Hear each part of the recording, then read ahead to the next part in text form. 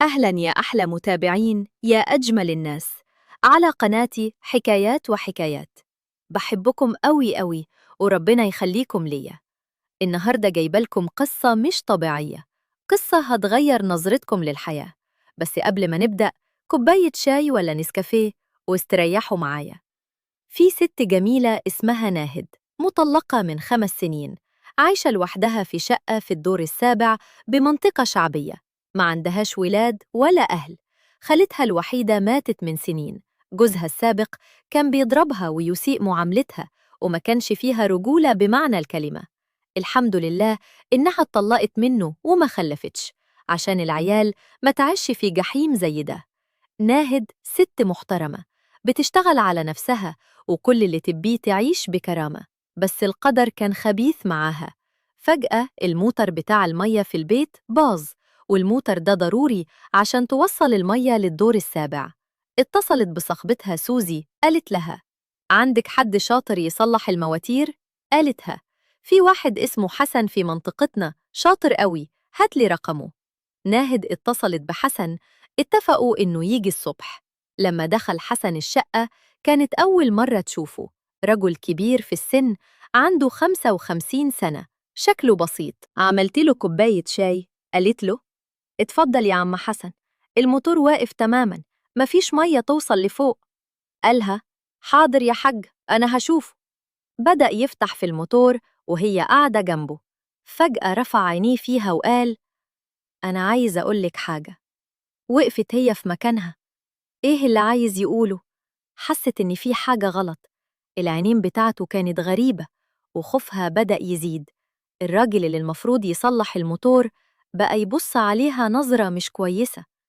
إيه اللي هيحصل بعد كده؟ تابعوا معايا الجزء التاني عشان تعرفوا الحقيقة الصدمة. ناهد بدأت تحس إن الموقف مش طبيعي. الراجل اللي قدامها اسمه حسن، شكله كان باين عليه الحيرة والوحدة. سألها: انتي عايشة لوحدك هنا؟ قالت له: أيوة، أنا مطلقة. قال: ربنا يعوضك، أنا طول عمري ما اتجوزت. كانت مصدومة، إزاي رجل في 55 سنة ما اتجوزش؟ حسن بدأ يحكي لها قصته. هو عاش طول عمره في فقر مدقع، راح يتقدم لواحدة بجد، أهلها رفضوه عشان معهوش فلوس ولا شقة. قال: حتى الست الوحيدة اللي حبيتها في حياتي نسياني. وفضل طول عمره شايل كبت كبير جواه. قالها بكل صراحة: أنا كل ما أشوف ست في الشارع أتمنى إنها تكون مراتي. بقيت مهووس بالستات، بفكر فيهم ليل نهار. ناهد قالت له: يا سيدي ده غلط، أنت محتاج تغير من نفسك، ربنا يرزقك بالحلال. لكن حسن مش كان طبيعي. قالها: أنا نفسي أسمع كلمة حلوة منك، أنت جميلة قوي، وأنا لما شفتك حسيت بحاجة غريبة. هنا الخوف تملك من ناهد، قامت من مكانها ودت تخلص الموقف. لكن حسن وقف في وشها، قالها بصوت مرتفع: اسمعي الكلام، وإلا مش هيحصل لك كويس. وكان ماسك في إيده مفك البراغي بتاع الموتور اللي كان حد قوي. ناهد راحت في حالة ذهول. إزاي الراجل الكبير في السن ده يهددها؟ إيه اللي جابها لده؟ هي دخلته الشقة عشان تصلح الموتور، مش عشان حياتها تتهدد. ناهد قررت إنها هتمثل إنها خايفة وهتحاول تهديه بكلامها. بس الموقف زاد سوء. قالها: عندي طلب منك، طلب غريب قوي. يا ترى إيه الطلب ده؟ وإزاي ناهد هتنجو منه؟ كل ده في الجزء الثالث القادم. ناهد كانت واقفة متصلبة، قلبها بينبض بسرعة رهيبة. حسن كان ماسك المفك وكأنه سلاح. قالت له بصوت مرتعش: إيه الطلب اللي عايزه يا عم حسن؟ أرجوك ما تعملش حاجة غلط، أنا ست محترمة ومليش غير ربنا. ابتسم ابتسامة باردة وقال: أنا مش هعمل حاجة وحشة، بس أنا نفسي أحس إني راجل قبل ما أموت. سألته: يعني إيه؟ قال: أنا كنت بتمنى أتجوز ست جميلة زيك، أعيش معاها، أحس بالدفء بالحب، بس أنا عارف إن ده مش هيحصل. فطلبي منك قبلة واحدة بس، بعديها أصلح الموتور وأمشي ومحدش هيعرف حاجة. لاهد انصدمت. القبلة دي خيانة لشرفها، ده حتى لو كانت مطلقة مش معناها إنها مستعدة تتنازل عن مبادئها. رفضت بحزم، قالت: لا يا حسن، أنا مش هعمل كده. أنت كبير في السن وعقلك كبير، المفروض استحي على وجهك البيضاء. لكن حسن ما كانش راضي يسمع. قال: طب خلاص، أنا هسيب الموتور بايظ كده، وهقول للجيران إنك ست مش كويسة عشان جبتيني ورفضتي تلبي طلبي. مين هيصدق كلامك؟ أنا عندي سمعة في المنطقة وإنتي غريبة. هنا ناهد حست إنها محاصرة. إزاي تثبت براءتها؟ لو الذهب بيغلي، كلام الناس بيقول إيه؟ فكرت لحظة وقالت: خلاص يا حسن، أنا هفكر في اللي قلته، بس خليني أروح أجيب لك كوباية مية. دي كانت خطة للهرب.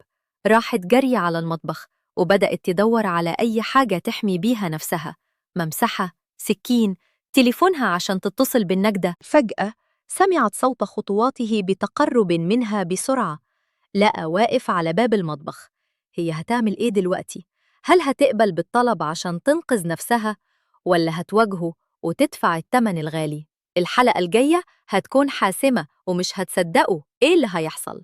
ناهد كانت ماسكة السكين في درج المطبخ من غير ما يحس حسن. قالت له هي تحاول تظهر الهدوء: حسن، تعال اقعد نتكلم بهدوء. دخل المطبخ ووقف قريب منها. نظرت له في عينيه وقالت: أنا فاهمة إنك تعبان جواك، وإن العمر ضاع منك بدون حب، بس مش كده التصحيح. الطلب اللي انت عايزه غلط وحرمة، وحرام عليك تعمل كده مع ست زيك زي أختك. حسن بدأ يتلعثم. أنا عارف إنه غلط، بس ماليش غير الطريقة دي، الوحدة بتاكلني. قالت له: اسمع، أنا هساعدك بطريقة تانية. أنا هدور لك على عروسة كويسة، هكلم صحباتي، في بنات كتير زي وضعك محتاجين حد يحبهم، بس لازم تتوب وترجع عن اللي انت فيه. فجأة تغيرت ملامح حسن، مسك راسه وقال: أنا تعبت من حياتي، الناس كلها بتتنمر عليا، أنا حتى جيران بيضحكوا عليا يقولولي يا عجوز يا ما زولتش. طب أنا مش غلطان إن الفقر منعني من الجواز؟ دمعت عيناه ونزلت دمعة على خده. ناهد حست بشفقة مع الخوف، لكنها متأكدة إنها لازم تتصرف بحكمة. قالت له: طيب، أنا هعمل لك حاجة. عندي صديقة اسمها منى، مطلقة في سنك، كويسة وطيبة، هكلمها وتروح تتقدم لها، وأنا هكون وسيط بينكم، بس بشرط تخلي الموتور شغال دلوقتي، وتمشي وتمسك لسانك عن أي كلام وحش عني. حسن سكت للحظات وكأنه بيفكر في العرض. همس: جد كلامك؟ قالت: والله العظيم. مد يده يصافحها وهي بترتجف، لكنها صفحته. راح كمل شغل الموتور بسرعة، لكن قبل ما يمشي وقف عند الباب وقال: ناهد، أنا بعتذرلك لو خوفتك، بس عايز أقولك حاجة. في ناس كتير زيي محتاجين حنية، مش قصدي زعاجك، سامحيني. هي تنفست الصعداء، سكرت الباب عليه وأغلقت القفل.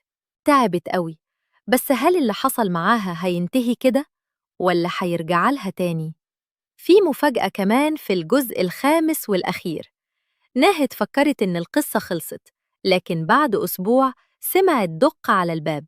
فتحت بحذر، لقت حسن واقف معاه راجل تاني وامرأة كبيرة. قالت: إهدى. قال: ده أخويا الكبير، دي مراته، أنا جاي أعتذر لك رسمي قدامهم، وبرضه جاي أشكرك. رحت قابلت منى صاحبتك وأنا حبيتها، وهي قبلت فيا، جاي أقولك إحنا هنتجوز الأسبوع الجاي. ناهد ما بقتش مصدقة نفسها، الفرحة غمرتها، لكنها سألت: إزاي؟ منى صاحبتي ما قالتليش حاجة. قالت المرأة: هي عايزة تفاجئك بنفسها، وصتنا نقولك الشكر. ضحكت ناهد وبكت في نفس الوقت، حست إن ربنا أكرموها، إنها ساعدت شخص محتاج بطريقة شريفة.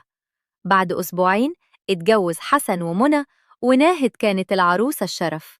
حسن تاب وندم على اللي عمله واستقر مع مراته، وناهد استفادت إنها لقت سكنة أمينة في حسن اللي بقى صديق ليها، وإنها قدرت تنقذ راجل من الضياع.